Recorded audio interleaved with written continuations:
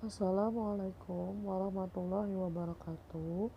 Selamat pagi anak-anak. Bagaimana kabar kalian hari ini? Semoga kalian selalu dalam keadaan sehat ya, dan tetap semangat. Hari ini Ibu akan membahas tentang proklamasi kemerdekaan Indonesia. Silakan kalian lihat tayangan berikut ya. Proklamasi kemerdekaan dan upaya membangun kehidupan kebangsaan. Kompetensi dasar 3.4 Memahami makna proklamasi kemerdekaan, upaya mempertahankan kemerdekaan, dan upaya mengembangkan kehidupan kebangsaan yang sejahtera. 4.4 Menyajikan laporan tentang makna proklamasi kemerdekaan, upaya mempertahankan kemerdekaan, dan upaya mengembangkan kehidupan kebangsaan yang sejahtera. Perjuangan mempersiapkan proklamasi kemerdekaan. Yang pertama yaitu menjelang proklamasi kemerdekaan akan terjadi pembentukan BPUPKI, perumusan dasar negara dan undang-undang dasar, dan pembentukan PPKI. Untuk penjelasan lebih lanjut, silakan kalian lanjutkan tayangan berikutnya. Pembentukan BPUPKI pada tahun 1944, kedudukan tentara Jepang semakin terdesak saat melawan tentara Sekutu. Pada tanggal 19 September 1944, Perdana Menteri Kuniaki Koiso memberikan janji kemerdekaan kepada Indonesia sebagai upaya untuk menarik simpati rakyat Indonesia agar memberikan dukungannya kepada Jepang. Kemudian pada tanggal 1 Maret 1945, Letnan Jenderal Kumakichi Harada mengumumkan pembentukan Dokuritsu Junbi Kosakai atau yang disingkat sebagai BPUPKI, Badan Penyelidikan Upaya Persiapan Kemerdekaan Indonesia. Nah, kemudian pada tanggal 28 Mei 1945, BPUPKI diresmikan di Gedung Chow Sang-in, sekarang dinamakan dengan Gedung Pancasila Departemen Luar Negeri. Nah, BPUPKI diketuai oleh KRT Rajiman Widyodiningrat dan wakilnya adalah RP Suroso dari Indonesia dan Ichibangase dari Jepang. Tokoh RP Suroso selain menjadi ketua muda, dia juga diangkat menjadi kepala kantor tata usaha BPUPKI yang dibantu oleh Toyohiko Matsuda dan Mr. Age Pringgodigdo. Kemudian BPUPKI mempunyai tugas untuk menyelidiki dan mengumpulkan bahan yang diperlukan untuk mendirikan sebuah negara merdeka. Perumusan dasar negara. Pada sidang pertama BPUPKI pada tanggal 29 Mei sampai 1 Juni 1945 di Gedung Chow Sang-in itu menjelaskan tentang perumusan dasar negara. Pembicara pada sidang BPUPKI adalah Mr. Supomo, Insinyur Soekarno, dan Mr. Muhammad Yamin. Mr. Muhammad Yamin mengajukan usulan dasar negara pada tanggal 29 Mei 1945. Sedangkan Mr. Supomo mengajukan usulan dasar negara pada tanggal 31 Mei 1945 dan Insinyur Soekarno mengajukan usulan dasar negara pada tanggal 1 Juni 1945. Usulan dasar negara yang dibicarakan oleh ketiga tokoh tersebut adalah sebagai berikut. Muhammad Yamin mengusulkan dasar negara yang berisi tentang perikebangsaan, perikemanusiaan, periketuhanan, perikerakyatan, dan kesejahteraan rakyat. Mr. Supomo mengusulkan tentang persatuan, kekeluargaan, mufakat dan demokrasi, musyawarah, serta keadilan sosial. Dan yang terakhir adalah Insinyur Soekarno yang mengusulkan dasar negara berisi tentang kebangsaan Indonesia, internasionalisme atau perikemanusiaan, mufakat dan demokrasi, kesejahteraan sosial, serta ketuhanan yang Maha Esa. Dasar negara yang diusulkan oleh Bung Karno disebut dengan Pancasila. Untuk membicarakan mengenai pembentukan dasar negara, BPUPKI merumuskan Panitia 9 yang beranggotakan Insinyur Soekarno, Dr. Andes Muhammad Hatta, Muhammad Yamin, Mr. Ahmad Subarjo, Mr. A.A. Marimis, Abdul Qohar Muzakir, Wahid Hasim, dan Haji Agus Salim, serta Abi Kusno Cokro Suyoso. Pada sidang Panitia 9, yaitu tanggal 22 Juni 1945, menghasilkan Piagam Jakarta. Isi dari Piagam Jakarta adalah sebagai berikut. 1. Ketuhanan dengan kewajiban menjalankan syariat Islam bagi pemeluk-pemeluknya. 2. Kemanusiaan yang adil dan beradab. 3. Persatuan Indonesia. 4. Kerakyatan yang dipimpin oleh hikmat kebijaksanaan dalam permusyawaratan perwakilan. 5. Keadilan sosial bagi seluruh rakyat Indonesia.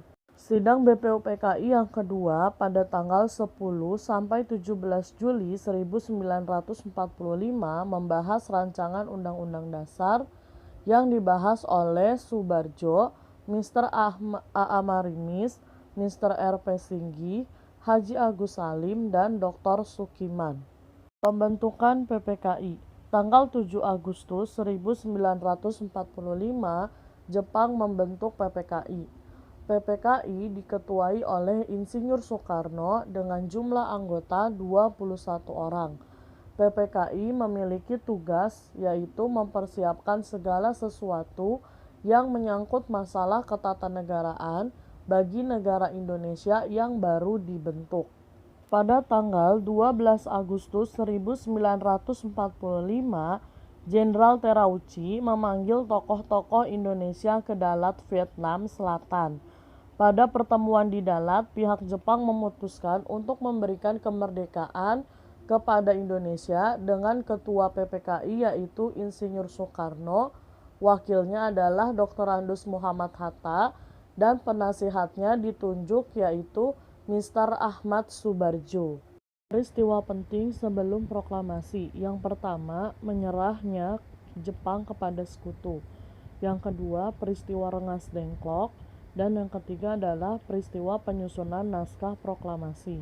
Peristiwa menyerahnya Jepang kepada sekutu. Pada tanggal 6 Agustus 1945, kota Hiroshima dibom atom oleh Amerika Serikat atas perintah Presiden Amerika Serikat yaitu Harry S. Truman menggunakan bom Little Boy. Kemudian kota Nagasaki dibom atom oleh Amerika Serikat pula dengan menggunakan bom atom Fat Boy. Jadi pada peristiwa tersebut, Jepang sudah dibom atom oleh Amerika Serikat di dua kota, yaitu kota Hiroshima dan kota Nagasaki, sehingga Jepang menyerah kepada sekutu. Bom atom Little Boy membunuh sebanyak 140.000 orang di kota Hiroshima. Sedangkan bom atom Fat Boy membunuh sebanyak 80.000 orang di kota Nagasaki. Nah, pada tanggal 14 Agustus 1945, Jepang akhirnya menyerah kepada sekutu karena dia merasa bahwa kedua kota tersebut sudah porak-poranda akibat jatuhnya bom atom yang dijatuhkan oleh negara Amerika Serikat. Yang kedua adalah peristiwa Rengas Dengklok. Pada tanggal 16 Agustus 1945, para pemuda seperti Khairul Soleh, Yusuf Kunto, dan Dr. Muwardi membawa Insinyur Soekarno serta Dr. Andes Muhammad Hatta, Mr. Ahmad Subarjo, dan Sudiro ke Rengas Dengklok untuk menyepakati penyusunan teks proklamasi. Kemudian teks proklamasi ditandatangani di Jakarta. Peristiwa yang ketiga yaitu penyusunan naskah proklamasi. Pada tanggal 16 Agustus 1945 pukul 23.00, rombongan Bung Karno dan Bung Hatta sampai di Jakarta dan menuju rumah Laksamana Tadashi Maeda. Pada tanggal 16 Agustus 1945 pukul 24.00, naskah proklamasi mulai disusun. dan beberapa orang mengusulkan isi naskah proklamasi termasuk Bung Karno. Baik, setelah melakukan beberapa proses dalam penyusunan proklamasi, akhirnya naskah proklamasi diketik oleh Sayuti Melik, kemudian ditandatangani oleh Bung Karno dan Bung Hatta. Selanjutnya, pada tanggal 17 Agustus 1945, naskah proklamasi dibacakan oleh Insinyur Soekarno dan Muhammad Hatta di kediaman Bung Karno, yaitu di Jalan Pegangsaan Timur nomor 56, Jakarta pada pukul 10.00 WIB, waktu Indonesia bagian Barat. Artinya pada pukul 10 pagi, teks proklamasi dibacakan oleh Insinyur Soekarno.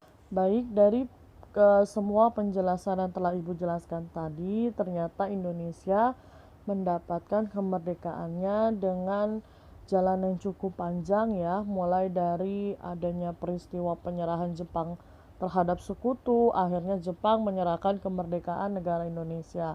Selanjutnya adanya peristiwa Rengas Dengklok, di mana para tokoh Indonesia dibawa oleh tokoh muda untuk menyusun teks proklamasi yang nantinya akan dikemukakan atau dibacakan pada saat Hari Kemerdekaan Indonesia. Dan yang terakhir adanya peristiwa penyusunan teks proklamasi yang dimana di dalamnya itu terjadi beberapa perdebatan sengit antara kaum muda dan kaum tua yang mendesak Bung Karno dan Bung Hatta untuk segera memproklamasikan atau membacakan teks proklamasi kemerdekaan Indonesia. Nah, dari semua penjelasan yang telah Ibu sampaikan, apakah kalian sudah paham? Jika belum, silakan kalian tanyakan secara japri, namun jika sudah, silakan kerjakan tugas selanjutnya. Baik, untuk tugas yang harus kalian kerjakan pada materi ini adalah yang pertama, kerjakan tugas yang halaman 89, tulis beberapa hal yang terjadi menjelang kemerdekaan Indonesia.